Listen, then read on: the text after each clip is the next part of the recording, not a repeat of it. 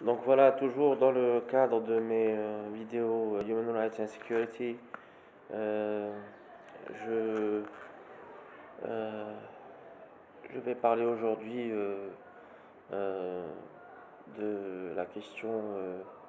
En fait, c'est pas trop sécurité, c'est pas beaucoup plus problème de lumière toujours. Voilà. Pas plus Human Rights, ou peut-être un peu. C'est beaucoup plus l'histoire commune entre l'Algérie et la France. Donc, que puis-je dire? Hmm, voilà. En fait, certains gens n'ont cessé d'analyser les relations anciennes, parfois tumultueuses, entre l'Algérie et puis la France. Parce qu'il y avait un système colonial, en fait, et en décryptant toutes les mémoires qu'il y ait, celles confisquées, celles qui existent toujours, euh, on comprendra que en fait, la mémoire est plurielle. En fait, il y a un problème de mémoire entre l'Algérie et la France. Pour moi aussi, il y a aussi un problème de sagesse. En fait, les générations d'aujourd'hui doivent euh, comprendre ou expliquer à leurs aînés, malgré le fossé des générations, que la question mémorielle doit être réglée euh, au plus vite. Ça pourrit la vie de beaucoup de gens, y compris des gens qui ne sont ni français ni algériens, et vu tous les intérêts économiques qu'il y a dans notre pays. Italien, anglais, surtout italien, a des problèmes. Si on considère les déclarations de Luigi Di Maio dernièrement, qui parle de sabotage de la France de leurs accords gaziers avec l'Algérie, ou de France-Afrique, ou de France-CFA qui serait censé bizarrement financer la dette publique française. Mais bon, ça c'est un problème franco-italien aussi, ou du moins euh, les, euh, les cousins transalpins ne s'entendent plus trop à cause de ce qui se passe en Algérie. Pourquoi? C'est un truc compliqué que je ne comprends pas, puisque je ne suis pas français ni italien. Donc voilà, donc il y avait un système colonial au fait, et en le, en, dans l'entreprise de faire les ambiguïtés, qui est une entreprise de, sorte de décryptage, on va dire, euh, euh, on aboutit à comprendre qu'il ne faut pas opposer ces mémoires-là. Je parle des mémoires dites multiples. Bon, moi je vois les choses comme ça. Euh, En fait, il s'agit d'un travail scientifique à faire, au fait. En fait, il faut avoir certains outils scientifiques pour pouvoir juger d'une situation. L'Algérie a besoin de ses archives, et on ne peut s'improviser historien. Je pense à Saïd Sadi, qui est un magnifique médecin, somptueux opposant, démocrate, homme de culture et tout. Je suis pas trop d'accord avec les livres qu'il écrit. En fait, je ne dis pas qu'il s'est autoproclamé historien, mais je n'aurais pas eu l'audace d'écrire ce qu'il a écrit. Euh,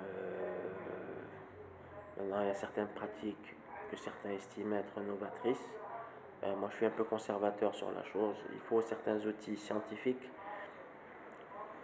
L'histoire est une science humaine, où en fait, en Algérie, on enseigne la chronologie à l'école, mais pas l'histoire.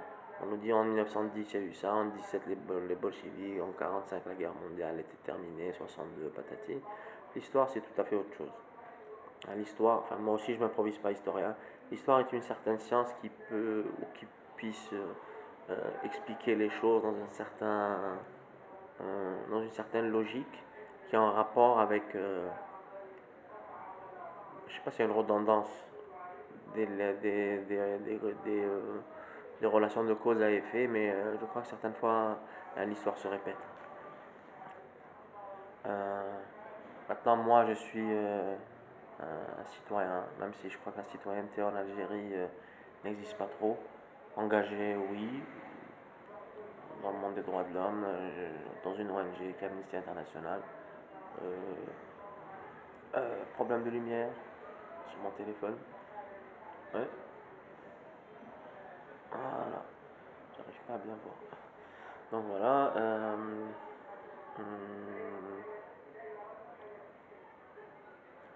Maintenant, nos historiens, je crois qu'il y a Harbi, il y a Djerbal, il y avait le Sharaf Allah yarhamou, Yves Courrière que j'ai lu, moi, qui n'est pas trop accepté ici, mais il a fait un travail monumental. Les 4 tomes de son livre. Voilà. Qui c'est qu'il y a d'autre? Je sais pas. Je ne pense pas avoir l'autorité intellectuelle pour dire que tel ou tel est un bon ou mauvais historien. Ouais. Donc voilà. Maintenant, lorsqu'il s'agit euh, de cigarettes.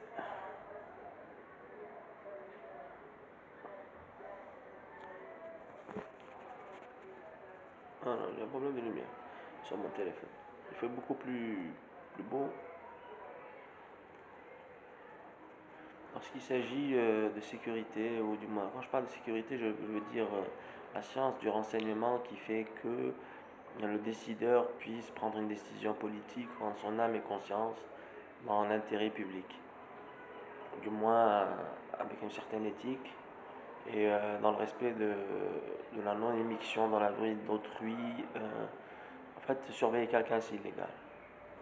Hein.